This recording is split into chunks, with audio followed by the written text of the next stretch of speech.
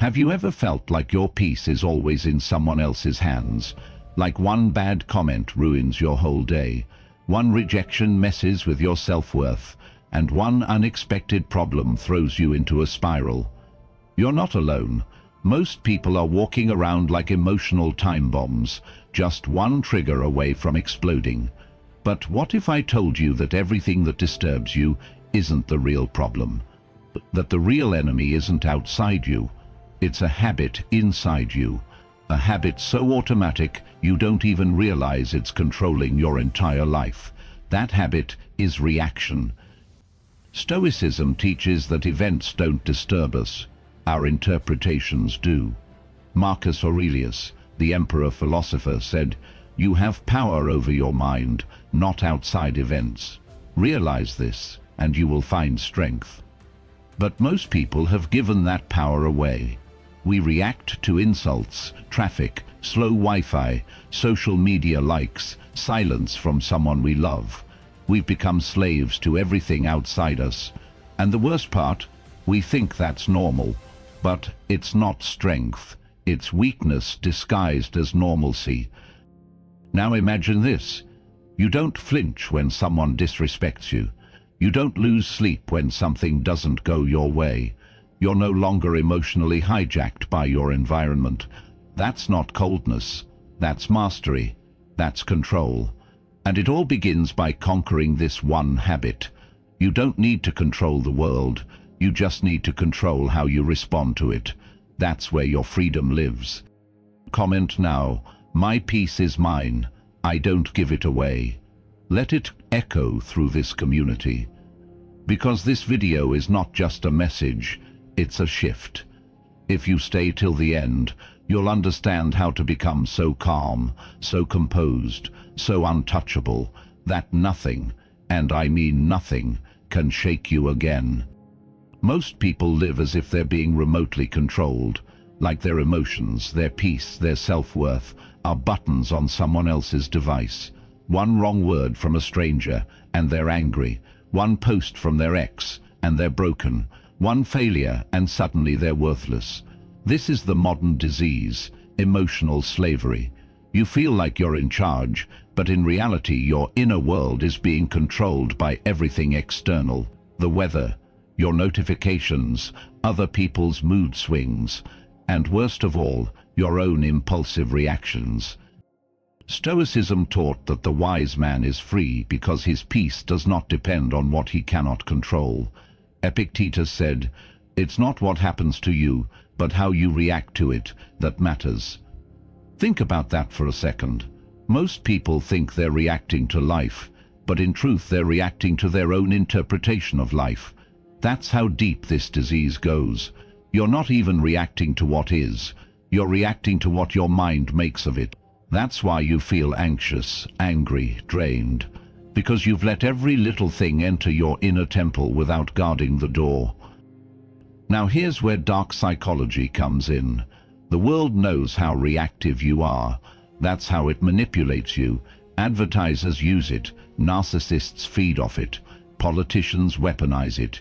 If you don't learn to pause, to observe, to take back the controls, you'll be a perfect puppet. And here's the truth no one tells you. The more reactive you are, the easier you are to manipulate, and the more power you reclaim. So ask yourself, are you living, or are you just reacting? Comment now. I respond. I don't react. My mind is calm. Say it again and again, until your soul believes it.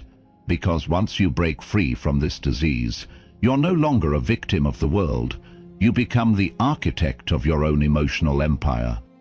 Marcus Aurelius ruled an empire, but what made him truly powerful wasn't his army, it was his mind. He faced betrayal, war, illness, even the loss of his children, and yet he remained calm, composed, focused. Why? Because he understood the most important Stoic truth. Perception is everything. Things don't hurt you, your judgment of them does. That was his secret weapon. He knew that the moment you change how you see something, you change how it affects you. In his meditations, he constantly reminded himself that external events are neutral. It's we who label them good or bad. Pain isn't suffering until your mind says so. Failure isn't defeat until you believe it is. That's the core of Stoic mastery. If you can shift perception, you don't need to escape pain. You simply strip its power away. And when your perception is calm, your emotions follow. The body obeys the mind. But here's what most people do instead. They attach meaning to everything. Someone ignores their message. I'm not important. They fail at something. I'm worthless. One rude person ruins their entire week. They're addicted to assigning emotional value to everything around them, and that's what makes them easy to break. Marcus taught himself to see reality without distortion. He reminded himself daily, choose not to be harmed, and you won't feel harmed. This isn't denial, it's detachment. He saw suffering, but didn't become it. He felt pain, but didn't let it define him. That's perceptual control. That's the art of being mentally unshakable. If you can control how you perceive things, you control how you feel. No one can make you angry. No one can hurt your pride. They act. You choose the meaning. That's where real strength lives, in your response to the moment, not the moment itself. Now I own my perception. Nothing owns me. Let your words be your armor, because once you see the world through the Stoic lens, the noise fades and clarity returns. You want to know what separates the powerful from the powerless? It's not money. It's not intelligence. It's not even status. It's one single habit: emotional regulation. The ability to feel everything and still remain in control. That's the art. That's the edge. That's the reason Marcus Aurelius, Epictetus, and Seneca wrote about the discipline of emotion again and again. Because if your emotions own you, anyone can control you. But if you own them, you're untouchable. Think about it. If someone yells at you and you instantly yell back, who's in control? Not you. Your reaction is running the show. But when you regulate your emotion, you break the cycle. You don't respond immediately. You wait. You observe. You decide what deserves your energy. This habit doesn't make you weak. It makes you terrifying. Because nothing confuses manipulators more than someone who won't take the bait. Nothing frustrates toxic people more than someone who stays calm when they're trying to pull you into chaos. Emotional regulation is Stoicism in action. It's not about pretending you don't feel. It's about not becoming what you feel. Feel anger, but don't become rage. Feel sadness, but don't collapse into despair. You acknowledge your emotions, but you don't let them drive the car. You stay behind the wheel. That's where real power lives. Now here's where dark psychology meets Stoicism. People around you, consciously or not, will try to influence your state. They'll project their insecurity onto you. They'll bait you, test you, ignore you to provoke a reaction, praise you to manipulate your loyalty. This world is filled with emotional traps. But emotional regulation is how you walk through fire without getting burned. You don't owe anyone an emotional reaction. You don't owe the world your peace. This is a habit you build every single day, through journaling, through reflection, through catching yourself when you're about to snap and choosing silence instead, through training your nervous system to pause.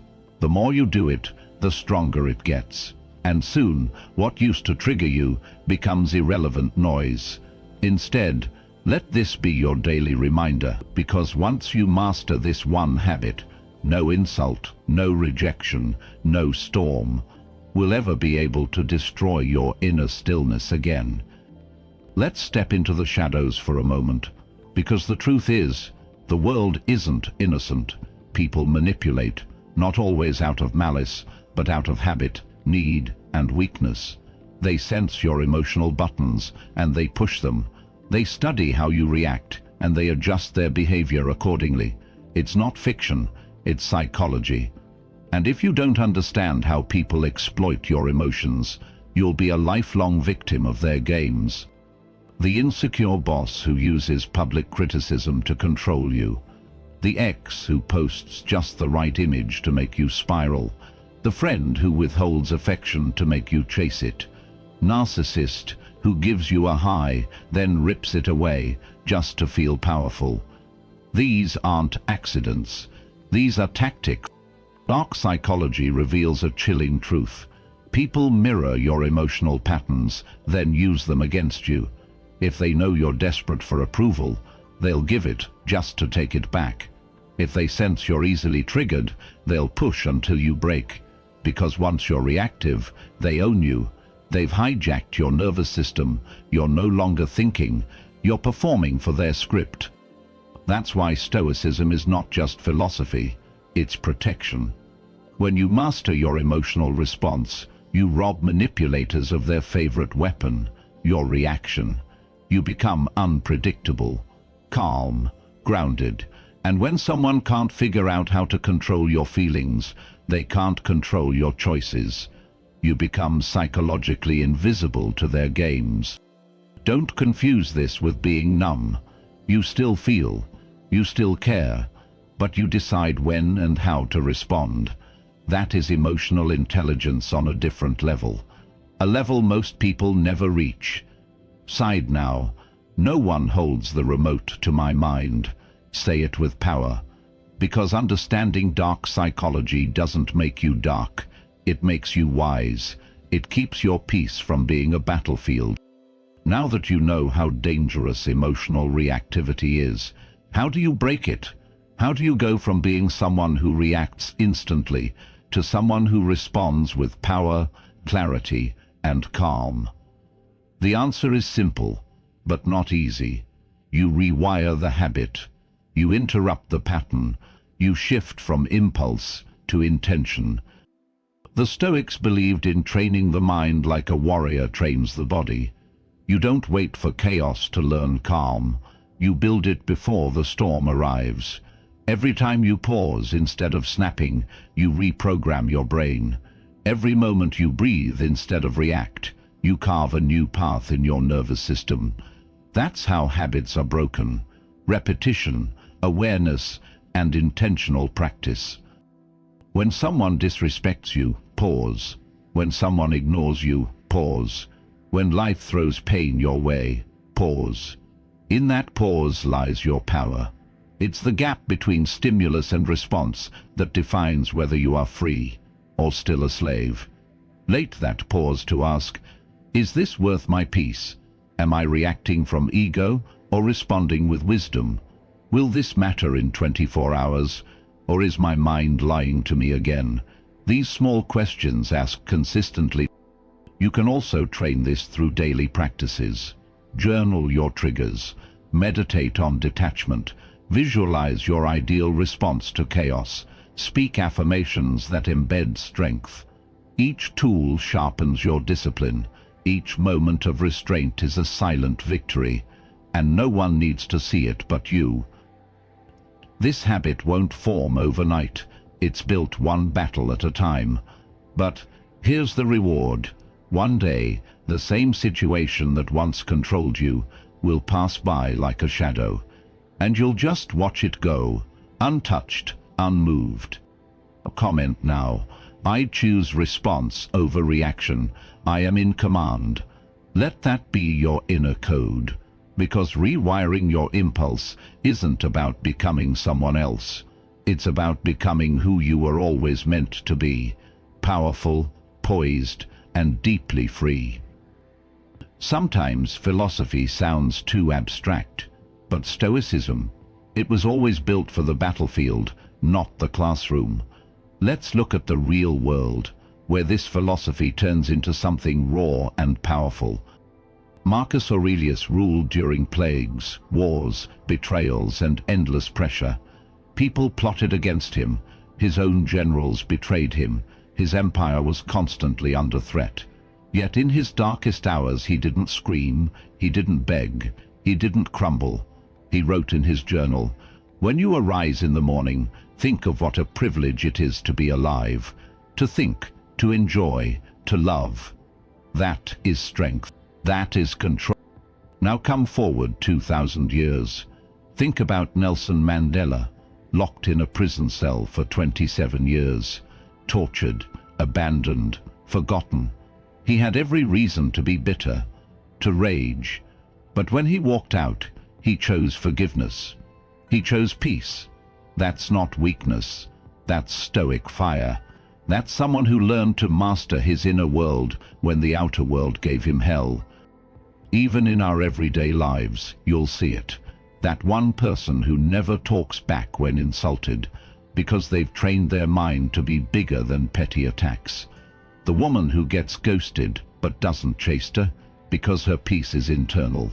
The man who loses a deal but walks away with calm, because failure doesn't own his worth. These people exist, and the one thing they all have in common, they've learned to stop reacting. They've built discipline like armor around their soul. You won't hear them brag about it, but you'll feel their presence, calm, unshaken, solid. This is what Stoicism looks like in motion. Not loud, not showy, just quietly indestructible. Learn now, my silence is strength, my calm is power. Because once you witness these examples, you'll realize emotional mastery isn't rare because it's impossible. It's rare because it's earned. Here's where most people get it twisted. When they hear emotional detachment, they imagine becoming cold, numb, heartless. But that's not Stoicism. That's avoidance. Stoicism isn't about shutting down your emotions. It's about not being ruled by them. Detachment doesn't mean you stop caring. It means you stop clinging. You can still love deeply without becoming desperate. You can still feel sorrow without collapsing. You can still show kindness without needing approval in return. True detachment is powerful because it allows you to act with compassion, but not dependency. You help others not because you want validation, but because it aligns with your values. You remain kind even when others are cruel, because you've trained your character to be consistent, not reactive. Epictetus said, "When someone irritates you, it is not their actions that disturb you, but your judgment of them." That includes your expectations. When you expect people to behave a certain way, and they don't, your suffering begins. Detachment removes that expectation. It allows you to see things. Dark psychology teaches that emotional dependence is a vulnerability others exploit. But detachment makes you immune, not disconnected, but grounded. You can walk away when needed, say no when it's right, love without losing yourself. Key is to anchor yourself in values, not validation. You know who you are, you know what you stand for, so whether someone praises you or blames you, it doesn't shake your inner peace. So don't fear detachment, fear the chaos that comes from emotional chaos. Imagine this for a second. People insult you, and you smile. You lose something valuable, and you stay centered. You're betrayed, abandoned, ignored, and yet your peace remains. This isn't fantasy. This is Stoic strength in its purest form. To become untouchable is not to avoid life's pain, it's to absorb it and still not be shaken. Becoming untouchable doesn't mean you stop feeling, it means you master what you feel. You stop depending on outer circumstances for inner stability. You no longer dance to the rhythm of external chaos.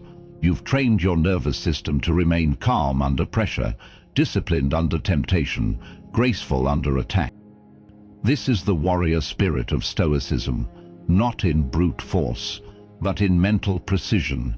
You no longer live for validation.